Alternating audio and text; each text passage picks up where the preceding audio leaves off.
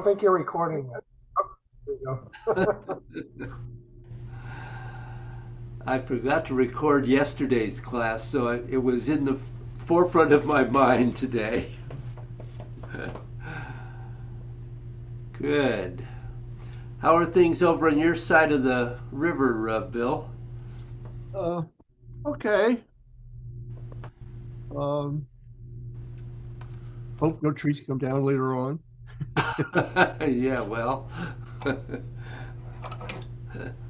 don't hold your breath. No.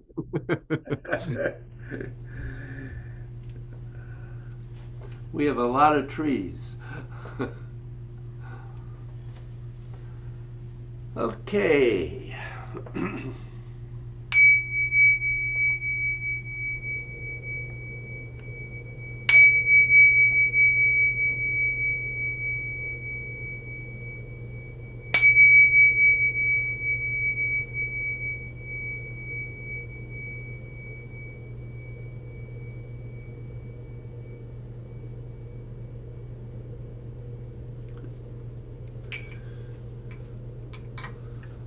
So,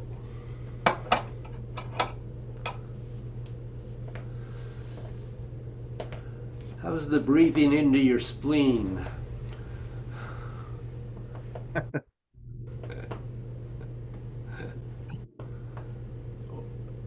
For me, it's the same as other breathing still. What does that mean? It means I haven't felt anything different yet. In any organ? Uh, no, I haven't really done that much with the others. I was just kind of trying to do that one a little bit. So I'll need to do expand that, I guess. Well, yeah, you work with all the organs. Yeah, Feel. You want to begin to try to really have a concrete sense of each one, whether you yeah. feel it expanding or not. Hmm, right. Bill? Um, it it's going well. Takes me back to the Negung class where we Yep. did this. Yeah. And as was the case then, I have better success with the liver than the others. Mm-hmm.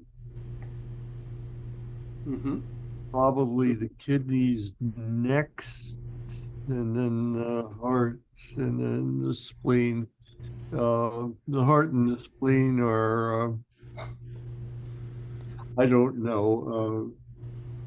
The spleen, I'm not so sure. I mean, I know where it is and all that. I don't connect up very well with it, I don't think. Mm-hmm. And I'm not sure about the heart. It may be my imagination that, things are going on there, but Okay. but the liver, yes. I've even gone back to the bigger lobe of it and the smaller lobe, and tried to move around in there. So, Good.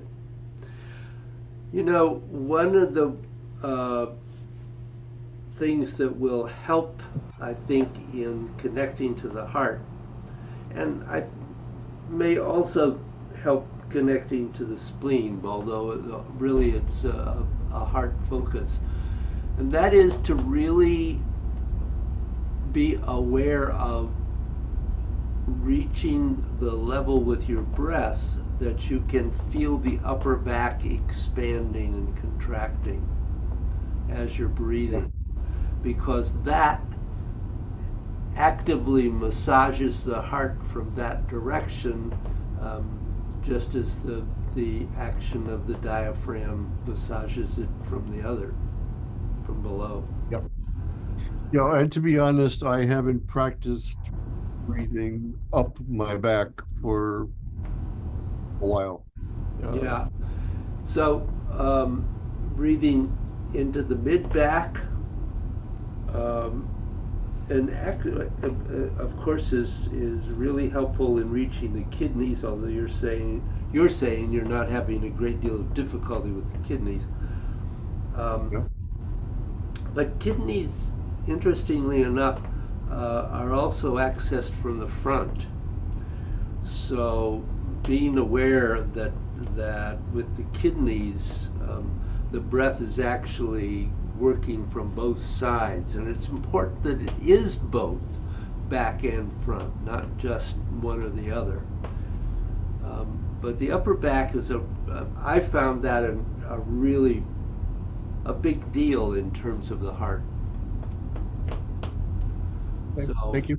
it's worth developing that level with Yeah. the breath. David, when you suggest doing that, I mean, what's the difference between breathing and simply mind intent as far as where the breath is going? Well, it's more than that because when you talk about longevity breathing, which is what I'm referring to, um, we're endeavoring to move a number of parts of our torso in Right. specific ways. Presuming that you're not doing reverse breathing but doing normal breathing. Um, of course, your abdomen is expanding and contracting. You want not to feel any movement with the chest, Oh, okay. but you do want to feel the sides moving, and that movement will be very small. As a matter of fact, the movement of the sides almost is more a vertical movement than a horizontal movement. But there needs to be movement of the sides. The ribs need to have that movement. They have to expand. Right. And then um, lower back, clear down to the sacrum, um, is important for the lower dantian. Mid back, expanding back, is of course important for the kidneys, and then the upper back is the movement. So in other words, with longevity breathing, we don't want to do typical Western breathing where the chest expands and contracts, but rather that the back expands and contracts. Well, that's what I'm asking is how we succeed with that. Practice. Oh, How you succeed with that? Um, right, but I mean, well, it certainly is a combination of mind, intent, and um, developing the physical action, getting the breath to move to that area. right, Um, it's not one or the other. It has to involve all of that. right. Um, and then there is another stage to the breath beyond that. But if you get that far, that's really helpful in terms of the really important massaging of the internal organs, all of the internal organs, not just some of them. Mm, right. Did that answer your question, Jeff, or did Yeah. Um, yeah, I was just wondering if there was a different in trying to do it. I know the mind intent is where it starts with. I was wondering what else precipitated getting to where we wanted to get with that. So it is a matter of starting with mind intent, but then also just like when we learn how to move the dantian in and out, you know, practicing those muscles as well Yep. after the mind intent. So that answers my question. Yes. And the sequence that I just talked through is really how you want to work on it. Once you have I'm assuming you have the abdomen and the dantian pretty stabilized at this point. Right. The next thing is to get the sides to move. And they Mm, don't move much. I mean, I'm not suggesting that you're going to get a big movement, right. but I mean, you can feel it yourself. I mean, it's Yeah.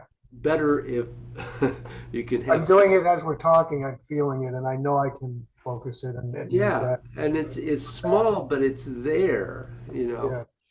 Um, and and once you have that and the abdomen working together, then you work on the lower back. It's just separate and combine like everything else. Right. Okay. But you breathing is the first of the 16 Negong elements. Um, so that does indicate that it's relatively important. Yeah. Right. I do encourage continuing to breathe, Right. I but try to. but trying to go beyond that. Mm. um, If you put your hand back there, Jeff, you can feel it. Um, Putting and it where though? then as I mean, breathing into the lower back and even up into Yeah. the kidneys, and then you get that under control, and then you move up a little bit more, and you get that under control, and it's just as David said, it's a Right. sequence. Right. and then eventually they all work together Right. simultaneously. Yeah. I can. I mean, I can feel it a bit in each of those spots as I do it now. I've got enough mind intent for that, but a lot to get it anywhere close to, say, my control over my lower dantian when I can move it in and out. Yeah, I mean that I never stopped doing over the years. So I've been doing that for yeah. years. Okay. So, questions? Any other issues, things you want to raise this morning? Nope. Okay. Okay. So let's go through the eight gates, and again, I will talk through the elements and the um, organs and energy centers, just so we're clear about that. That'd be great.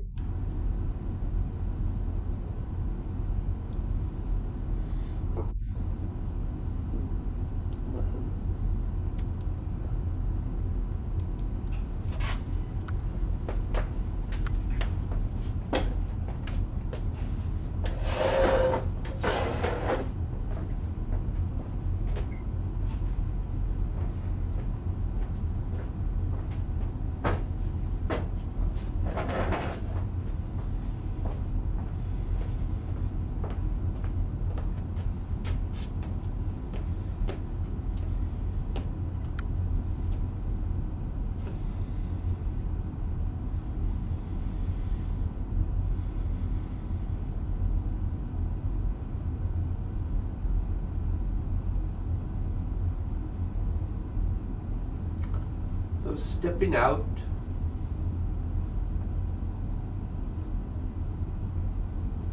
coming into the center, just taking that moment to allow yourself to release the legs and ankles and feet to merge into the earth, to connect to the yin energy of the earth.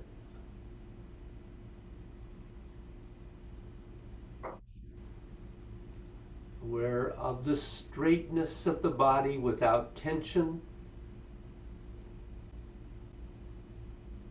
the head lifting off the top of the spine slightly,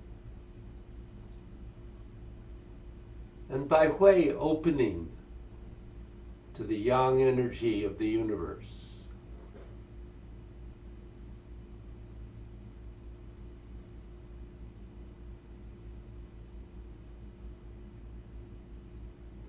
And then taking a moment to focus on your breath.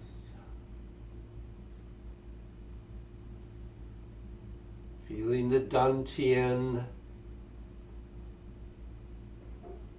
expanding and contracting. And then if you can, adding the sides, the ribs. And that movement ultimately needs to go all the way up into the armpits, so that actually it too will affect the heart and the spleen.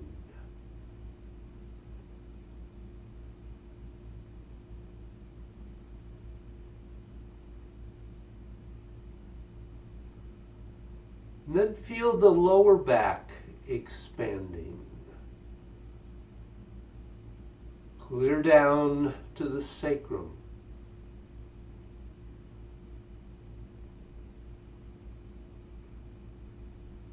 Working with the dantian and sides.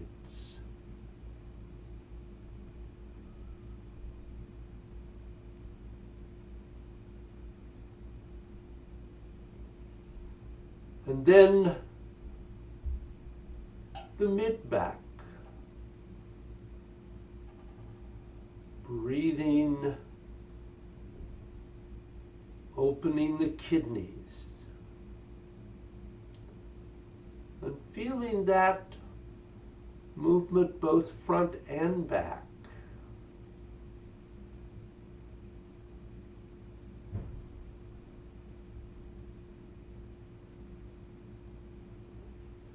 And then if you can, adding the upper back. Even though that movement may not be very much to begin with, any amount will help. Massaging the heart and the lungs.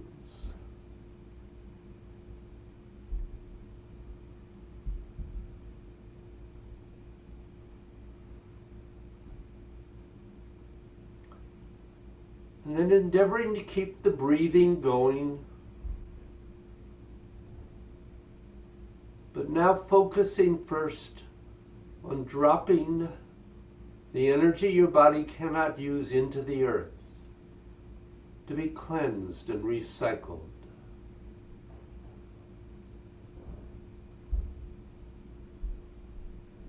Really just tuning into that downward flow and releasing, letting go, dropping down through your etheric body into the earth.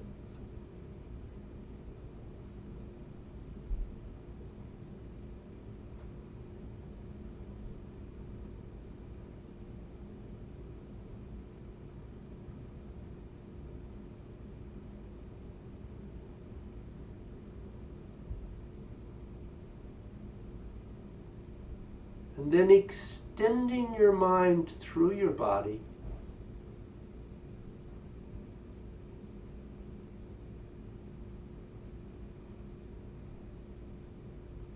begin to flow into the 8 gates.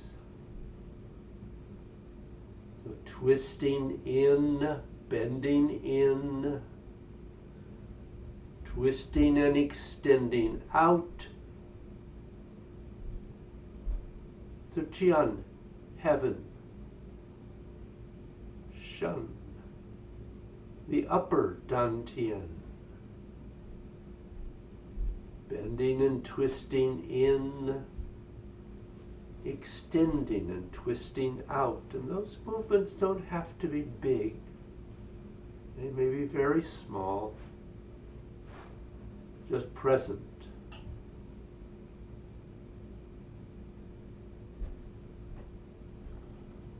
Feel your upper dantian pulse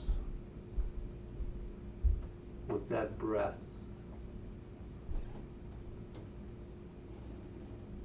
And bending and twisting in, extending and twisting out to the lower dantian.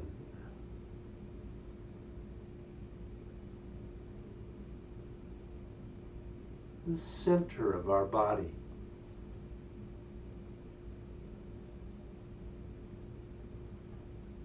Don't clench it, but be aware of it. Feel its response as you focus your breath into it and out.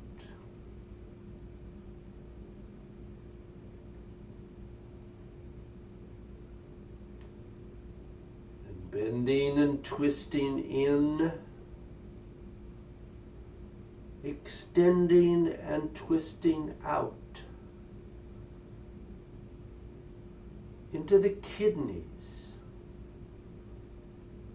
the water element, bending and twisting in, extending and twisting out.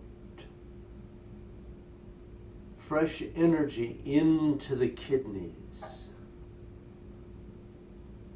Used and noxious energy out.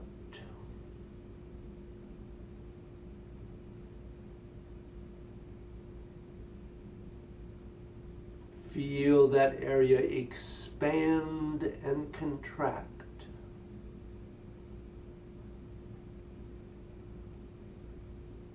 Then bending and twisting in, extending and twisting out to the heart, the fire element. Bending and twisting in, extend and twist out. Feel that upper back moving. No matter how slight, but beginning to get a constant movement.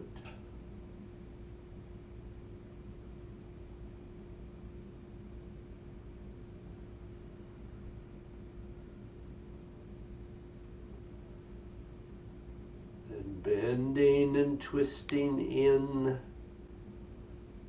extend and twist out to the liver, the wood element. Breathe fresh energy into the liver. Send the used and noxious out. Let it drop through the body.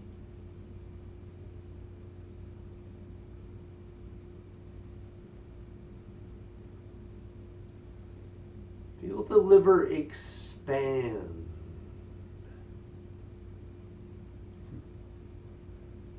Contract and expand. And bending and twisting in. Extend and twist out to the lungs, the metal element. And very aware of breathing into your lungs. Again, the upper back moving along with everything else.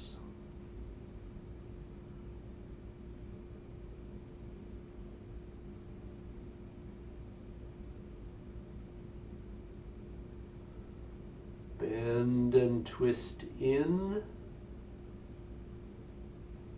extend and twist out to earth, the spleen, bending and twisting in, extend and twist out. Feel the upper ribs, particularly on the left side, expanding, contracting.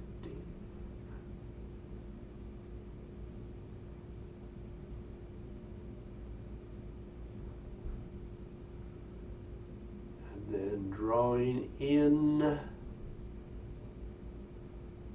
and bending and extending out. the middle dantian.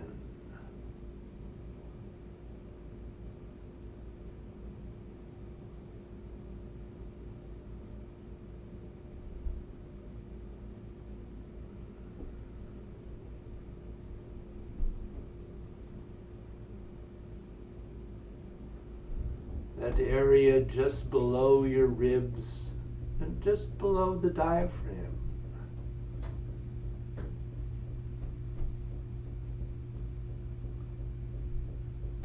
And bending and twisting in, extend and twist out.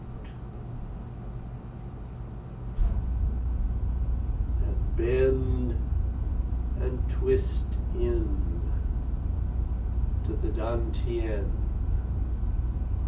and out.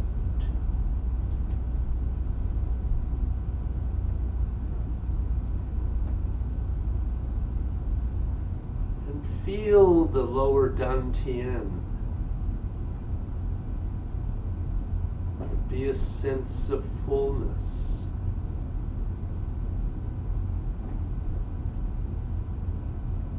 Even though we have only done 3 repetitions.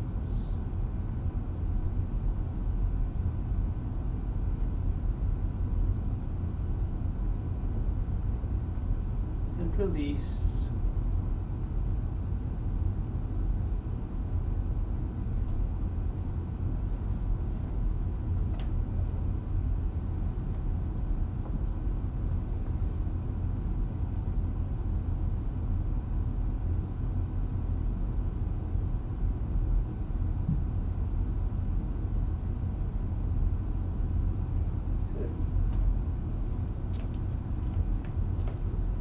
Questions?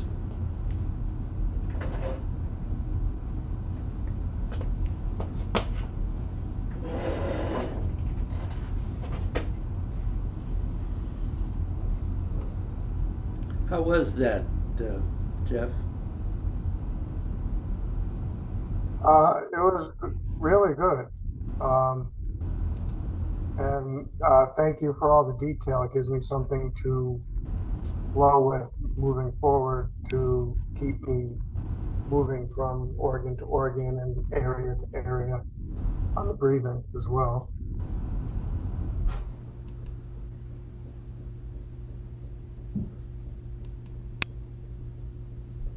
All right, what have I done with myself now? Can you, can you see me? Not live. Nice t-shirt.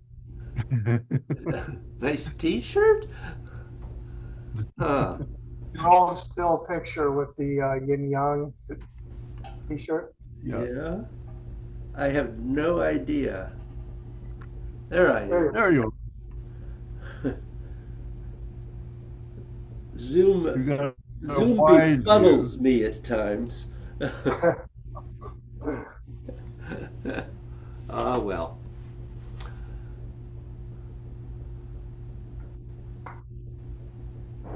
Good. So, we went up through pull down last time. Any questions up to there come up in your practice? I hope not. um, I will, I will say this. I've probably said it before, but I'll say it again. If questions do come up during your practice, it would be great to jot them down because very often by the time we get to class, we forget. And I speak from personal experience with that. Okay, so stand up and flow through that point. Um, Probably do it twice because I'll watch one of you at a time. To what point are we going to? Through pull down.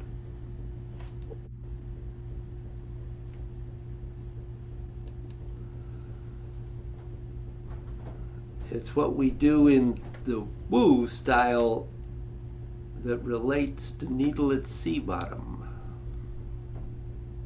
in the Yang.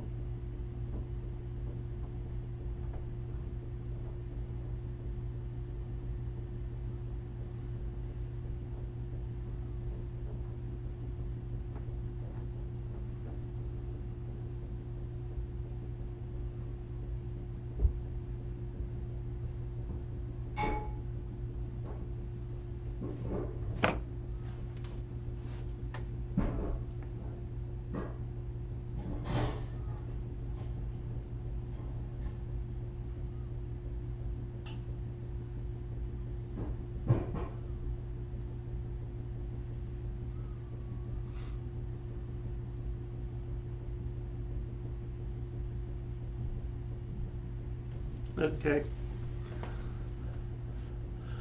So,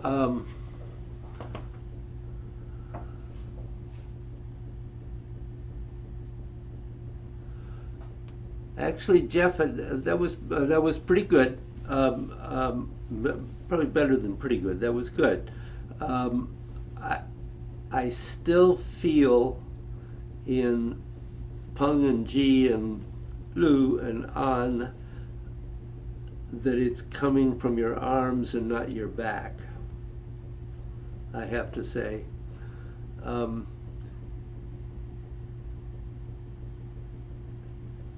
you know, you can make any point in the body the leader of the band on a temporary basis. I mean, you may not always want to do it that way, but um, you might think about actually thinking about the Kwa as the leader of the band. Um, Simply to take the emphasis away from the arms. Because that is one of the primary ways to practice. How is it that the movement of the energy and the legs drives the rest of the body? Mm. Um, so you might play with that just as a way of getting the emphasis away from the arms. Right. Do you have any question in there? No, not really. Okay. I know what I'm supposed to be doing. I think it's just a matter of, as you say, keeping it coming from where it's supposed to be coming from and not from here. Yeah. Okay. Okay, thanks. Flow again.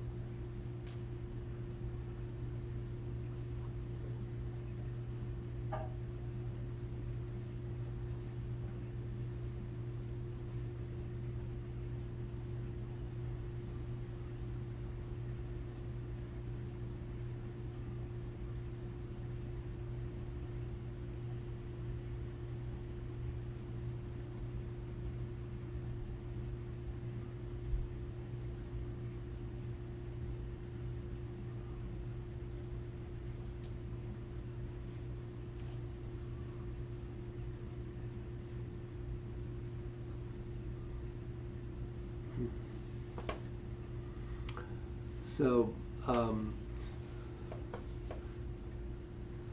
you might try what I was suggesting to Jeff too, Bill. Yeah, yes.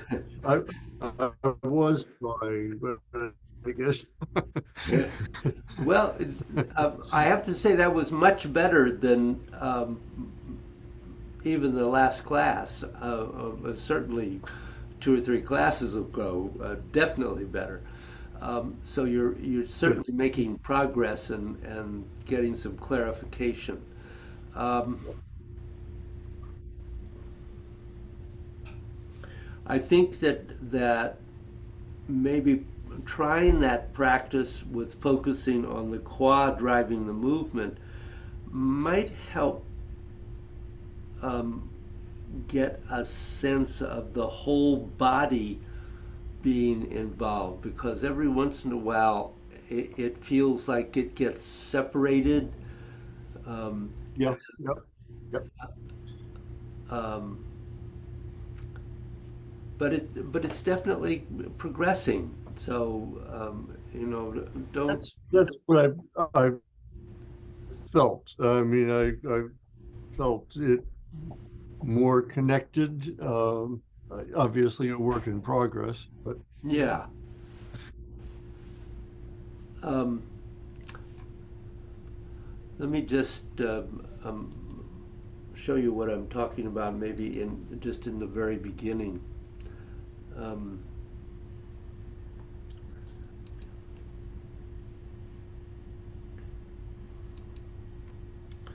See, I can avoid getting rid of myself here.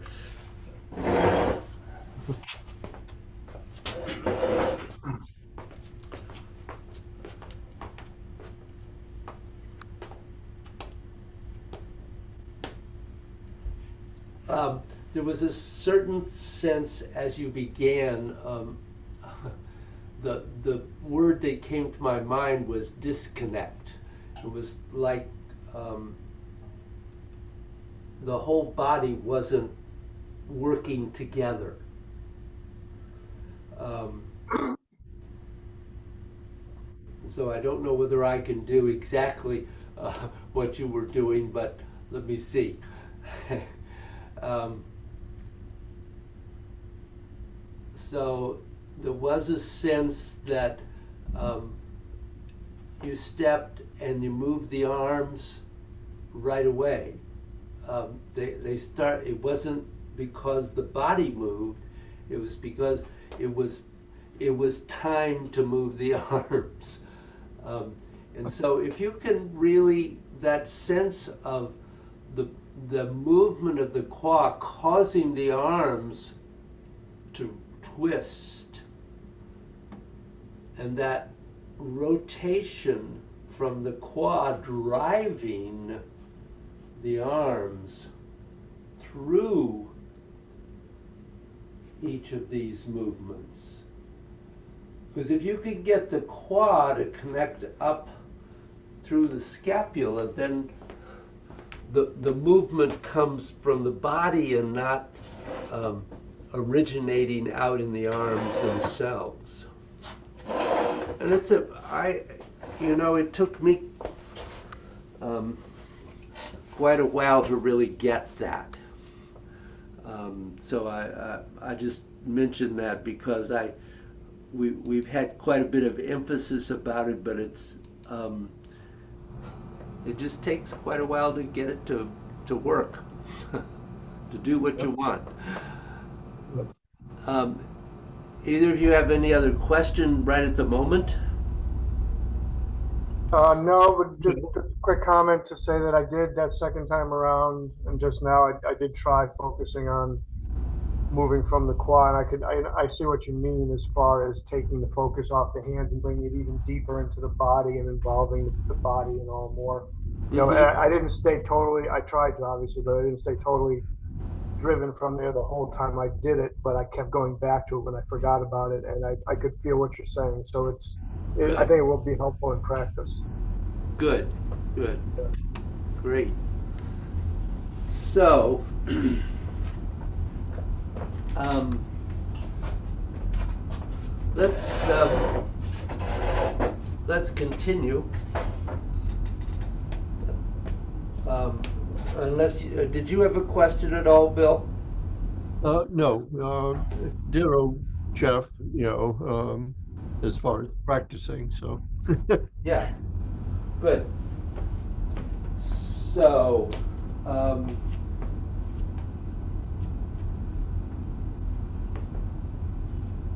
we've gotten back here to pull down. And now staying rooted into that right foot, you're going to pick up the left toe and allow the body to rotate and the arms to twist and bend in. But the weight still stays fully on that right foot. Not 100%, but 60. And then you're going to shift back, expanding and twisting out. But you're only going to go to 60% on that rear foot so that you really have a strong root. And I think one of the things about this is finding the correct placement of that right foot for you so that you can do that movement. It's also related to how far the left toe turns in, but you don't want twisting of the knee or closing off of the of the perineum. So all of that's involved in finding the right position where you can stay really solidly rooted and have the power to do that push, because this is one of the martially one of the things that is pretty much a special in Tai Chi, and that is the retreating push. The retreating push. That doesn't happen in most martial arts. David, as we do that push, how high up on the body are our hands, our arms? I am midriff level.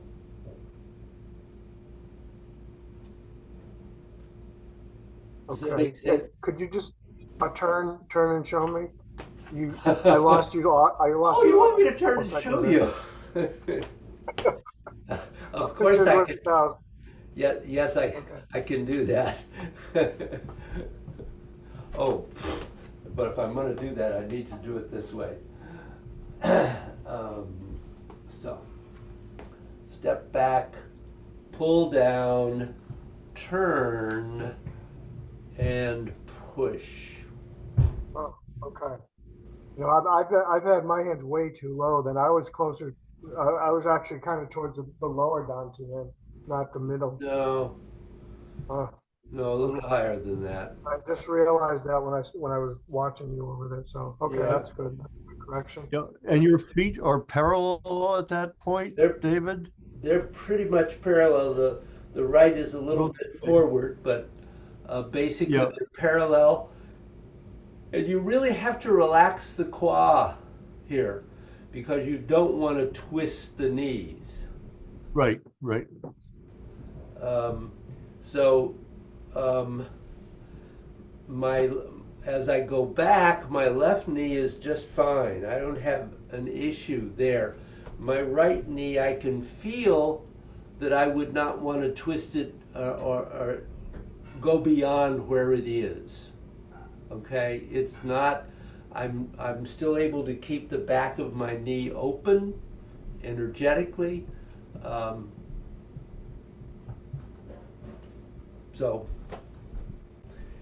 the obviously the twisting um, there.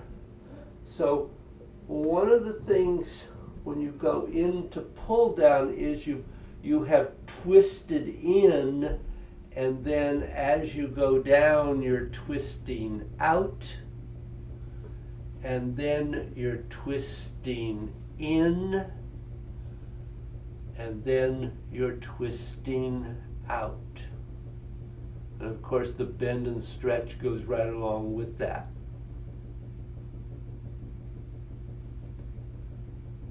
That final push out, what kind of energy would you call that? G? That's going to be G. Okay. Yep.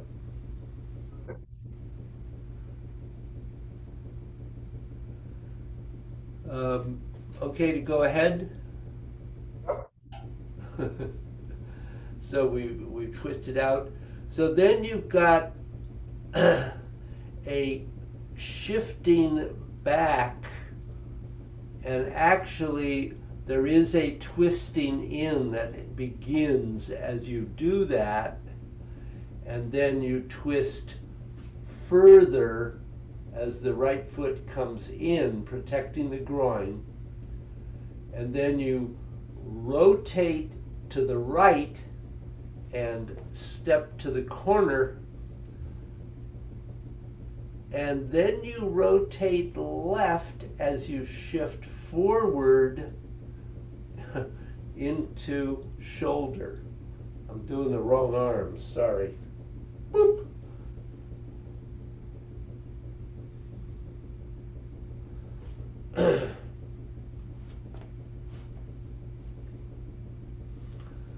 So you shift back,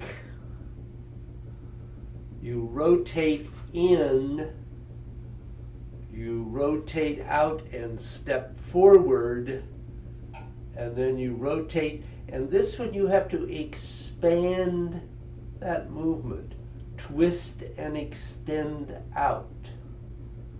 And the lower hand is at groin level, the upper hand is at heart level, and they're right in the middle of the body. Okay? And then you're going to rotate to the right. Now, here, the problem with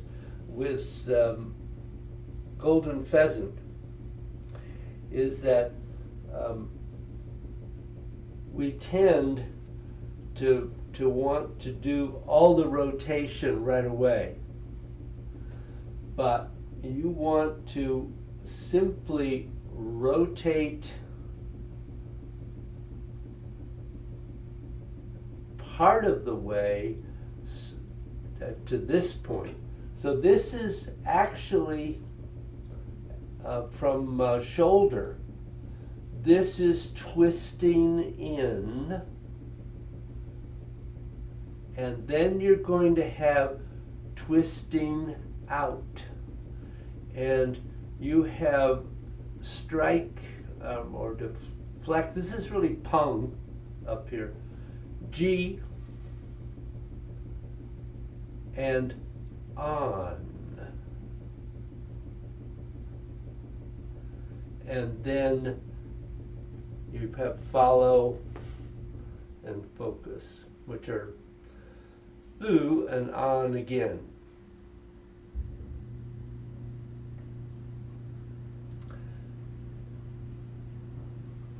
So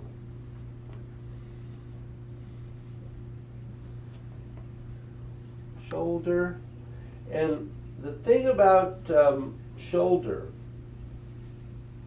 go back here to shoulder, is that this movement is still weighted on the left foot when you get to here. So going into golden pheasant, you have a shift forward, and you want that shift forward to continue all the way through until you're done.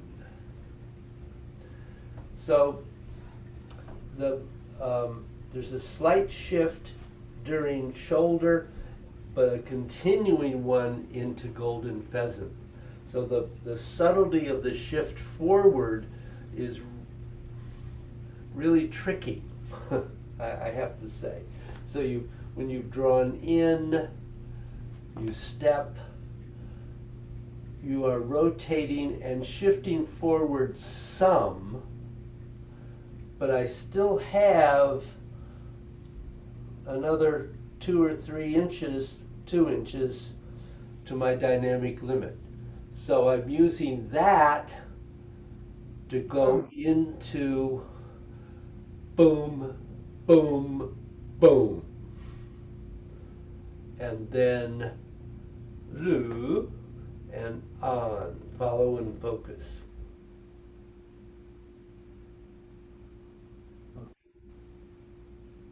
Questions? One more time through that, just with the twisting. Uh, through what? All of Just through from shoulder stroke through like goose. Okay.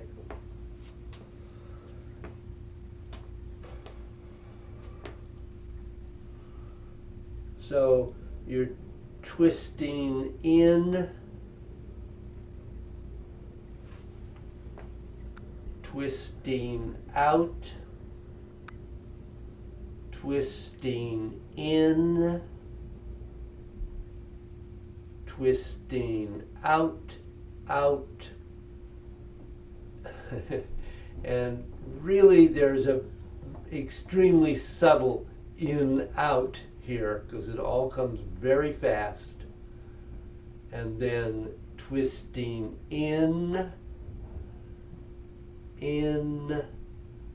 out.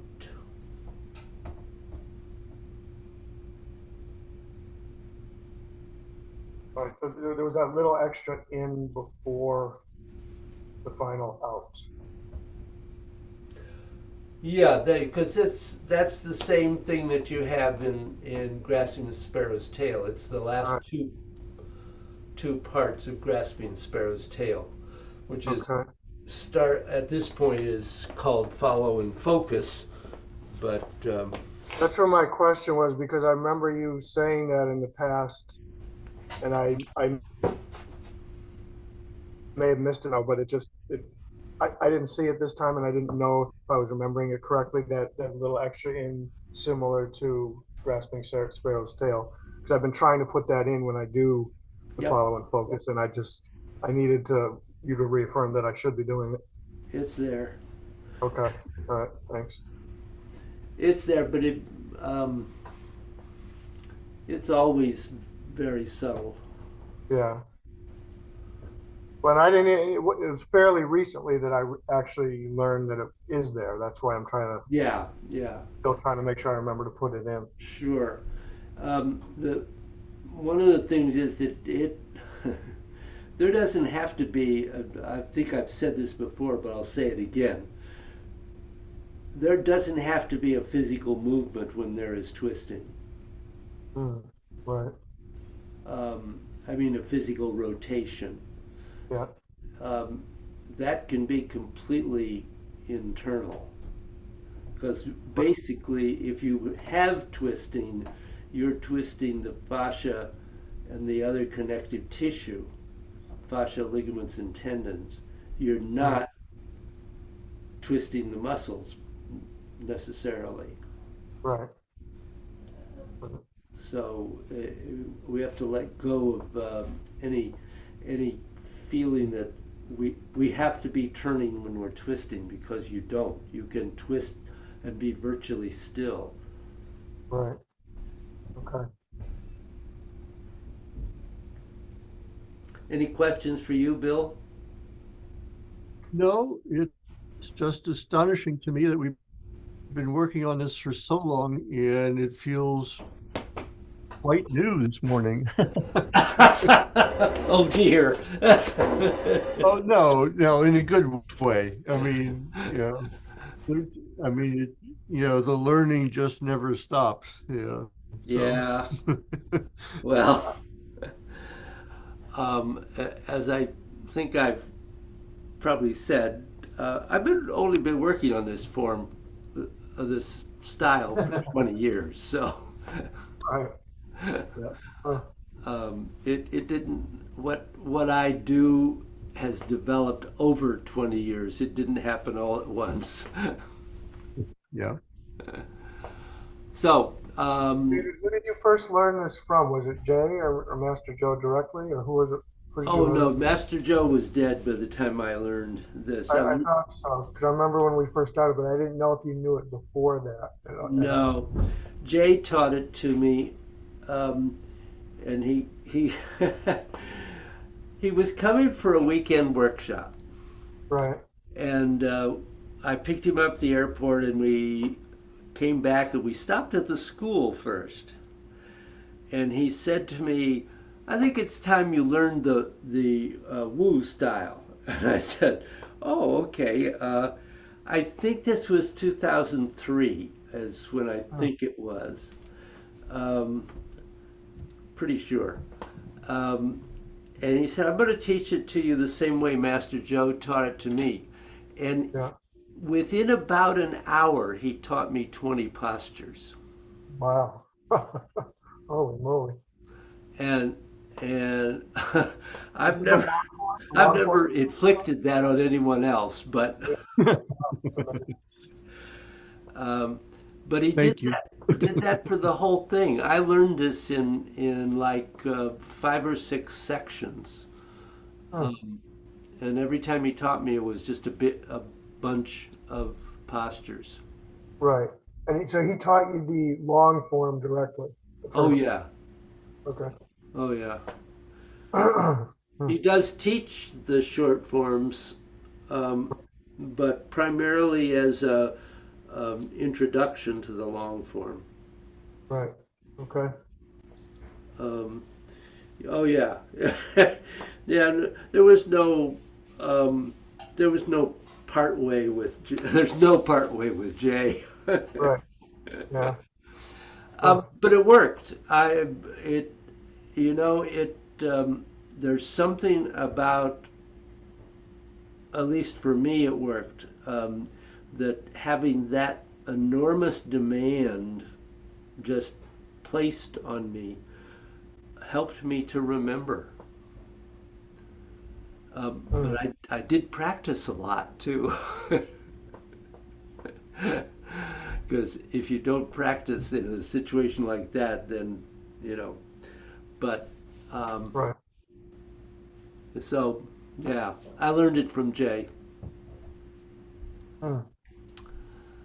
Um, and and it's interesting. I don't agree entirely with some of the way he teaches it now, um, but I'm very grateful that he did teach it to me. Well, I would think, any longtime teacher would have their own interpretation of certain postures and movements and Yeah, the I flow and think all that.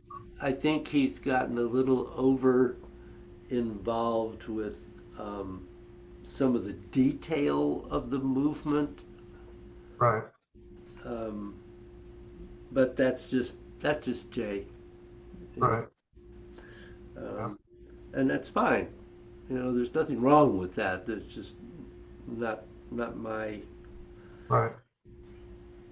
I don't need to go through and define 20 different ways of stepping within the Wu style. Hmm. Right. um, you know, it's just that's not my my approach. Okay, so blah blah blah. I would now like to see you guys do that section. No. So start with single whip because that's at least a good place to begin with.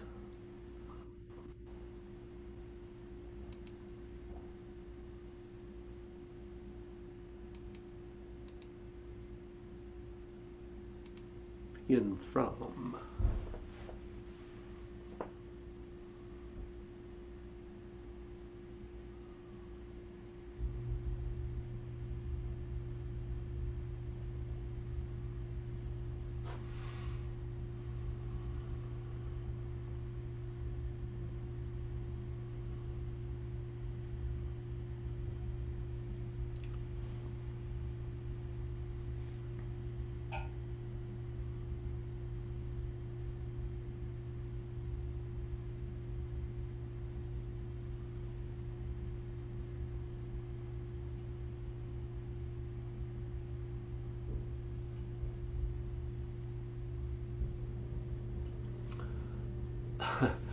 So, Jeff, were you leaning forward at the end, or is that just the angle of the camera?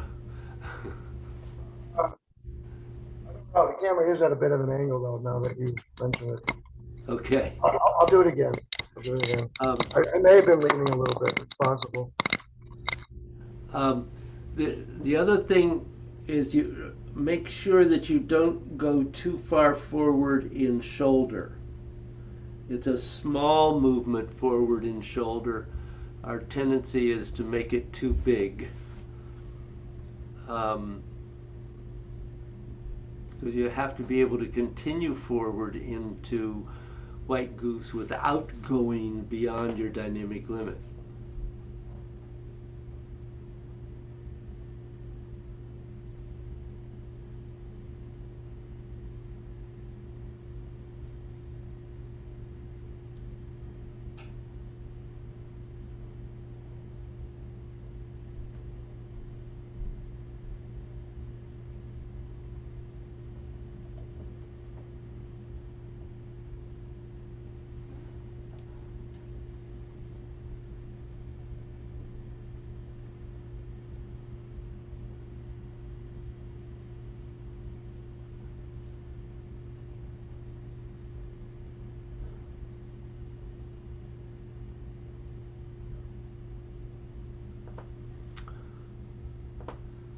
So I would say not as far forward in shoulder even as that, because it looked to me like you got too far forward in white goose. Okay. That time I was definitely not leaning forward in white goose. So if it looked like it, then it was the camera. No, it was better that time as Okay. far as that was concerned. I may have been leaning close. When you do single whip, actually, let me get to where you can see me. Um,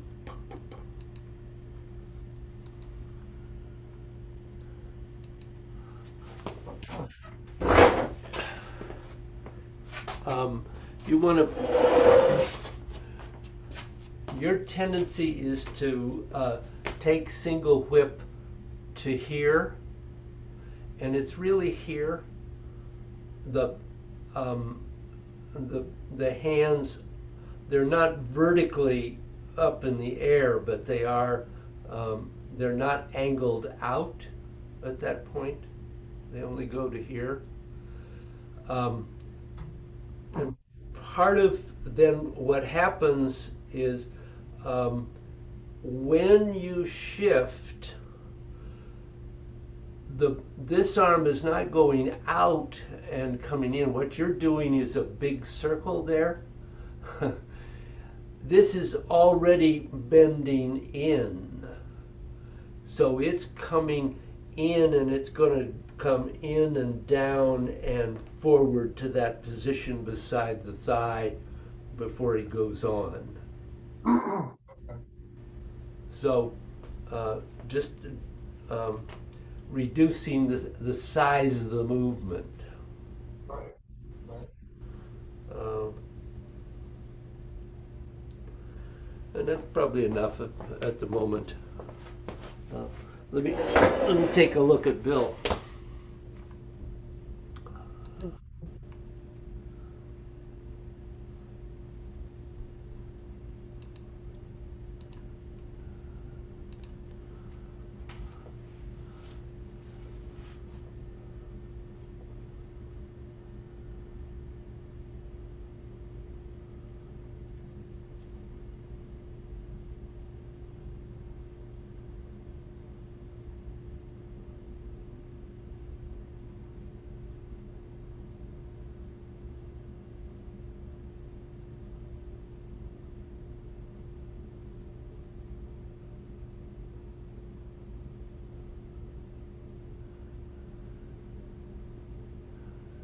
Yeah, so you want to let yourself really be a little more precise about each posture.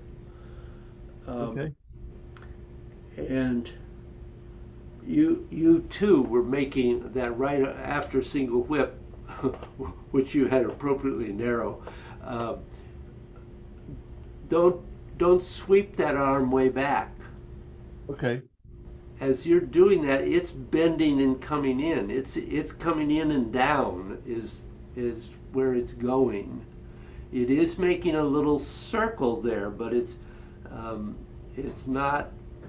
Yeah, it's better. How much body turn is there at that point? Um, as as much as you need to move the leg through its motion. Um, so the the first thing, remember, is to shift um, onto the left foot. Um, so the thing there is that you want to. I know I'm tiny there, but you want to get fully onto the left foot. So the the movement there is to circle this leg back and bring it forward. So that's how much movement the body has to make, whatever you need to do that.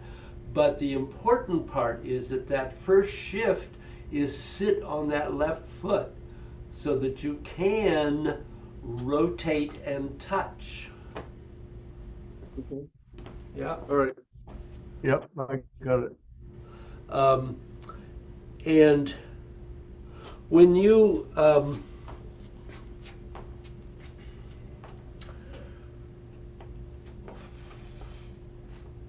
when you have pulled down, you want to take the time to rotate and twist in, staying forward weighted, and then shift and push back, twisting out.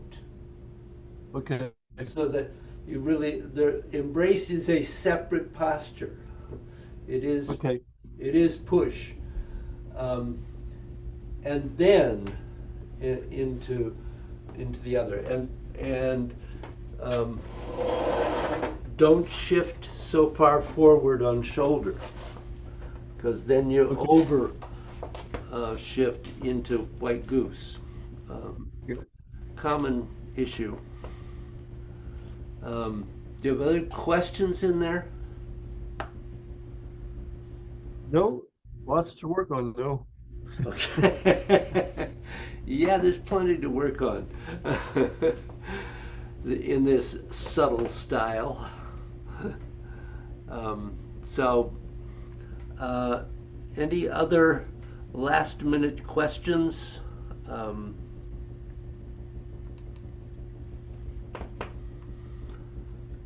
okay, well, practice, practice, practice.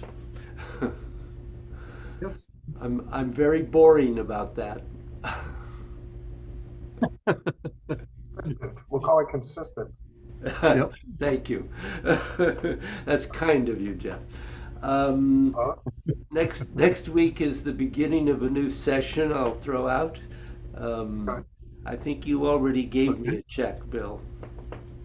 Yep. Okay. So thank you, guys. See you Yep. next Thank week. you. Good class. Thank you. Good. Take care, guys. We'll see you next week. Yep. All righty. Things good, Jeff, down there? Yeah, Jesse just went back to school today after his extended winter break, and Oh, good. it's the second half of the school year. Great. Everything's all right. Yeah, good. I'm glad to hear it. Yeah, thank you. And you have no snow. No, no snow, but a lot of wind today, and hopefully, I've I've been here what 9+ years. I've not seen any snow here in Central Florida yet.